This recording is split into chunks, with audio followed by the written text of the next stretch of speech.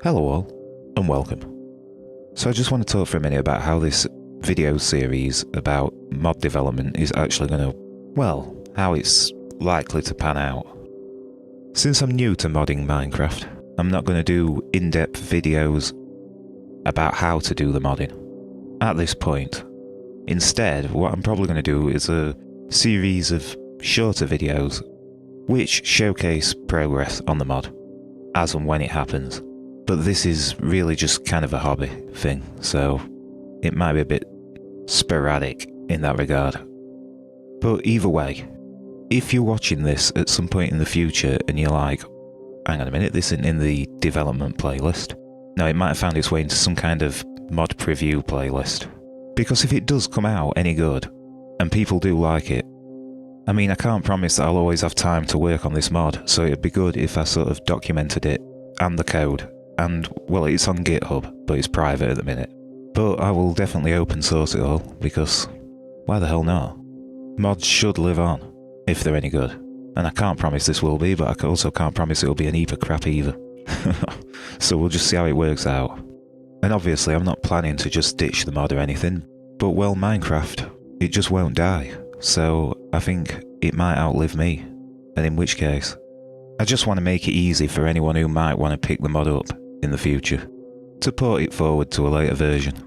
I mean, I'm just thinking like, if it did turn out to be a good mod, would I still be available to maintain it in 5 years, or would I have moved on? It's a lot to commit to, isn't it, really, when you think about it? So yeah, document it so that if I do leave the project and people do want to carry it on, it should be pretty straightforward to port it forward to the latest versions, because I'll go through it all in detail, if necessary, later down the line. And some of the difficulties and pitfalls I encounter I might delve into from time to time, but the focus of this video series is more to just get something out there, maybe get some feedback. I mean, at the minute there's not really much to feedback on, because I'm just adding the basic blocks and stuff. These are all the blocks I've got so far, and as I say, 3 of them are placeholders. And I'm still playing with the colour palette, so none of the colours are exactly what I'm after, but they're close enough for now. They're somewhere in ballpark.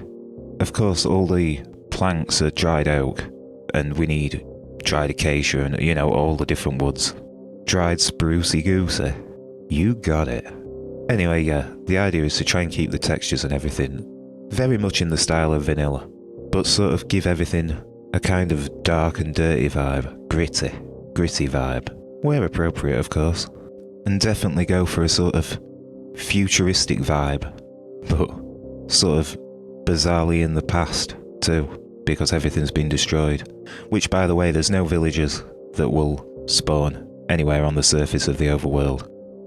Now, I'm not opposed to underground villagers, sort of underground vaults, nuclear bunkers, kind of a thing, where groups have congregated, and many would be hostile, for instance, but I don't know how feasible this is yet.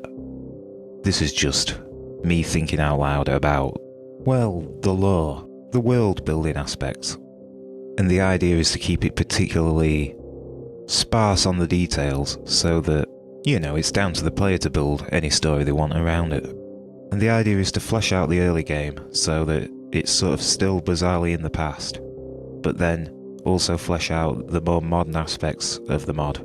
See how we're thinking that maybe the dried oak and dried acacia and stuff could be a little mini mod in itself with the kiln, so you could access the quote-unquote drier colours, even if you're not in the Scorched Earth mod and you're just playing sort of more in the normal overworld kind of thing.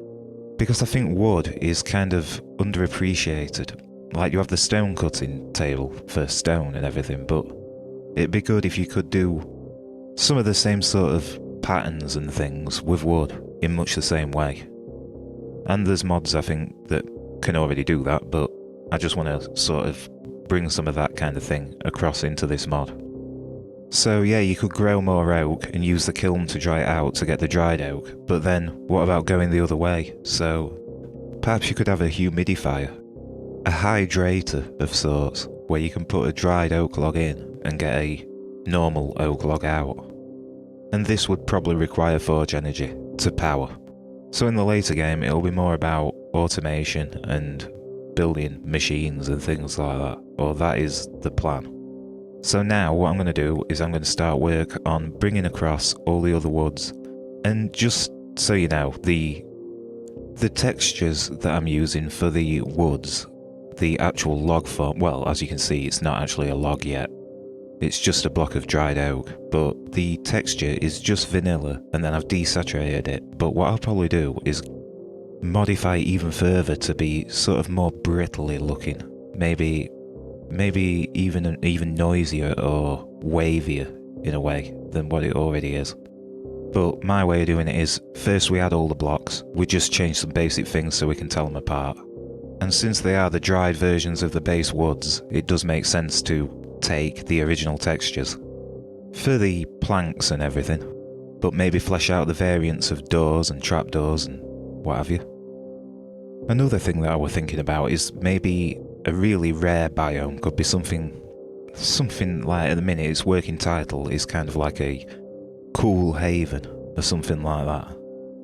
And when I say a cool haven, it's actually still really warm, but sort of jungle trees and things could still maybe grow there.